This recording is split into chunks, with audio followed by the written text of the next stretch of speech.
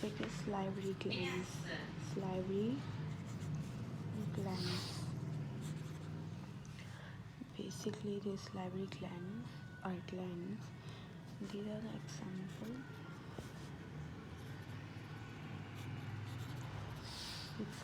of exocrine glands. So what are exocrine glands? Exocrine glands are the secretion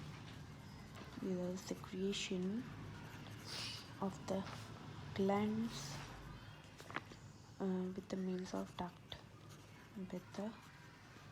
So that is called the exocrine glands. If we talk about the endocrine gland, so the endocrine glands are the secretion of the glands without the duct. So the salivary glands are the example of the exocrine glands. These salivary glands are controlled by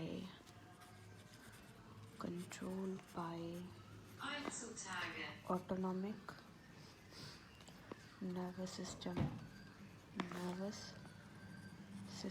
What is autonomic nervous system? It is basically the involuntary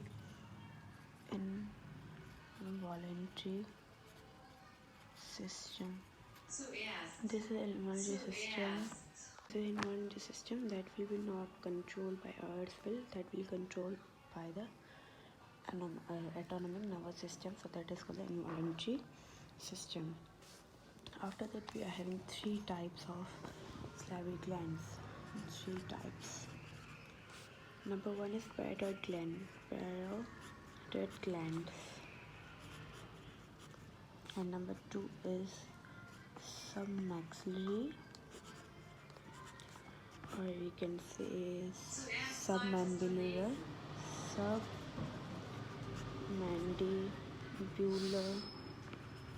glands. And number third are sublingual glands. First of all, we'll talk about the parotid gland. Number one. Basically, these parotid glands are the largest glands.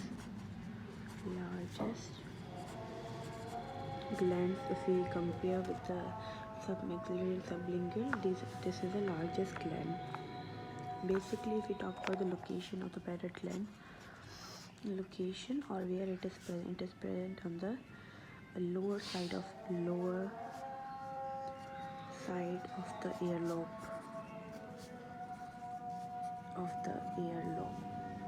Here you can see this is a structure. This is an ear. So this parotid gland is present on the lower side of the below side of the earlobe. This is the ear and this is present the below earlobe. After that, here the duct, as I told, it is the example of exocrine gland. Exocrine gland are the secretion with the means of duct. So the duct will be present with the gland. So the ducts of parotid gland called the Stensen's duct. That is called the Stensen's duct it is the duct of the parotid gland. After that, this Stensen's duct is a 5 meter in the length. It is a 5 meter in the length. After that, if we talk about the disease called the mumps disease. Mumps disease, basically this happens when the parotid glands got. It's a disease in which the parotid gland got damaged. So the parotid gland got damaged, or we can say after that the parotid gland got swallowed. Parotid gland got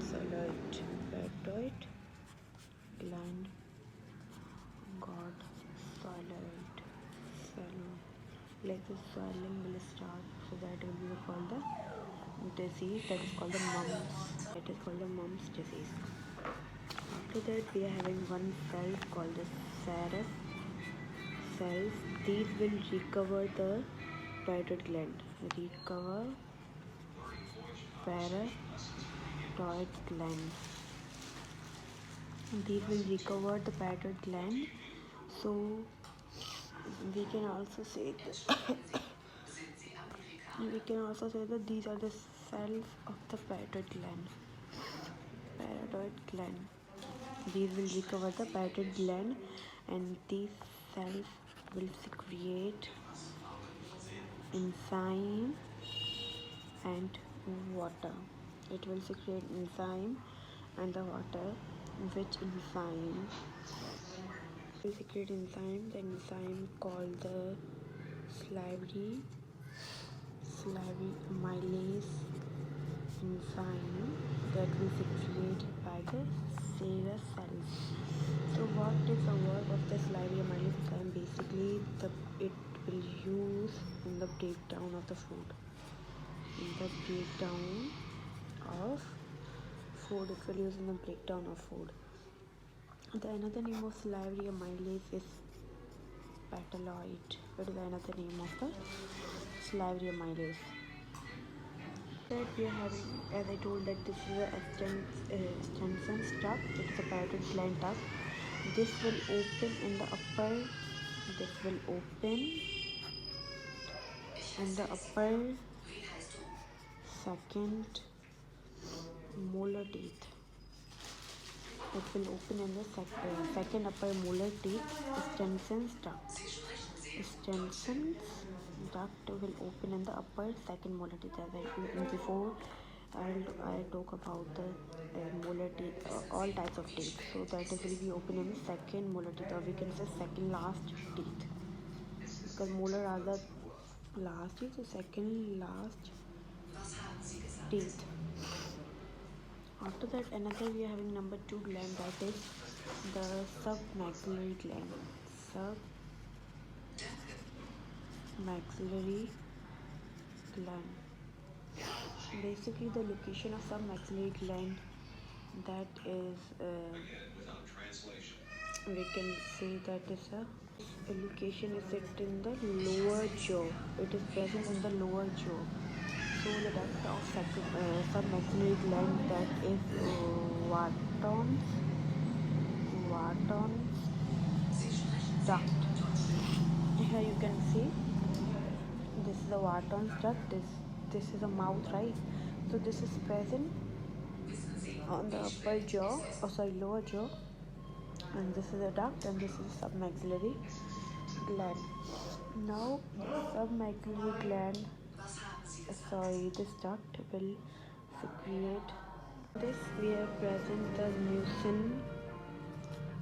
cells. These mucin cells are present in the submaxillary gland, and in this we are having serous gland. So in this we are having it is having mucin cells that will secrete mucus enzyme.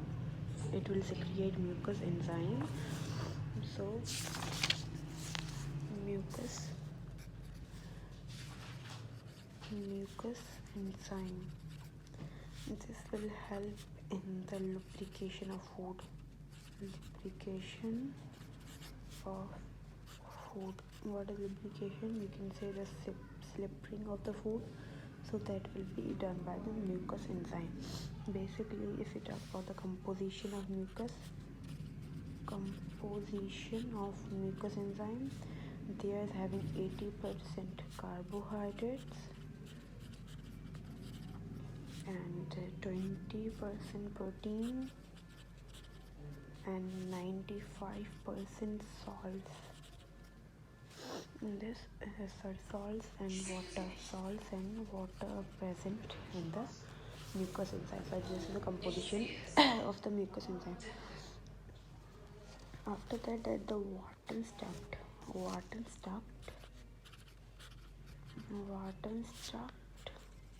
There is a duct of submaxillary gland that will open in the lower incisors. It will open in the lower incisors, as here this was open in the second molar teeth. This will open in the lower incisors. This was the kind of teeth. After that, in Wharton's duct, we are having 20 ducts are present. 20 ducts are present. One of them is Riven's duct. Riven's duct. After that, we talk about the third part of the Slivary gland, that is sublingual gland. Sublingual gland. These are the gland. That is, we can see these are the smallest gland. If we compare with these two glands, this is the smallest gland, and the parotid gland is the largest gland. This is the smallest gland. Basically, its location it's in the location is in the beneath of the tongue. Beneath of tongue. Here you will see. Here this is a sublingual duct, right? So this here it will be the tongue. This is the mouth, so it will be present the beneath of the tongue. Beneath means you can say lower of the tongue, lower side of the tongue. After that, this duct of sublingual is the Riven's duct. It is one of the Wharton's duct, and it's a sublingual duct. After that, sublingual duct is also known as, Riven's duct is also known as Bartholin's duct. Bartholin's, somewhere you will see Bartholin's name and somewhere you will see Riven's duct. After that, Riven's duct, here is also the mucus present. Mucin cells are present that will secrete mucus, and it will secrete, this Riven's duct will secrete lysosome. Lysosome, it will secrete lysosome. This is also enzyme. After that, this duct will open in tip of the tongue. It will open in the tip of the tongue, as it is present beneath of tongue, and it will open in the tip of tongue. Now if we talk about the general information about the salivary glands. So per day it secretes 1 to 1.5 liter salivary glands.